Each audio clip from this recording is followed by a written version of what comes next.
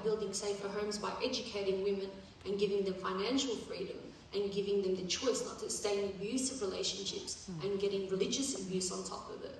Let's start by that and sustain human lives, build stronger families, and then let's talk about the package that you're worried about and the ecosystem, because we're not going to have an Earth if we don't have any more humans left in it, really. And, you know, it's been really hard to say things to, especially our community, you know.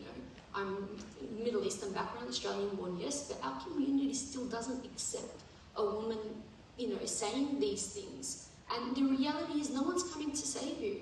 You know, when my father passed away at 52, leaving my mum the 7 out of 10 kids that are under 7 years old, no one knocked on the door and said, here's $5 to pay your rent.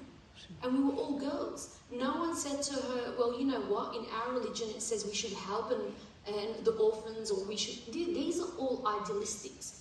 The truth was, and the truth of the matter is, if my mum wasn't a school teacher, if she hadn't learned English properly and you know, looked after the kids, we would have been homeless. And my mum was lucky she lived in a Western country. Can you imagine the women that live in a third world country that don't have access to education, that don't have any financial resources? How much exploitation is happening to them? Yes. What type of generation are we going to build? So I think this is like, you know, it's been now going to be my life mission, the education, education, education all the way. And leaving a legacy, not how big my bank account is when I die, but how many lives have I impacted? How many women and children have I saved from a miserable life? Yes. I think that's, you know, God willing, that's going to be the next 40 years. Amen. Amen. So important. Yeah, I like to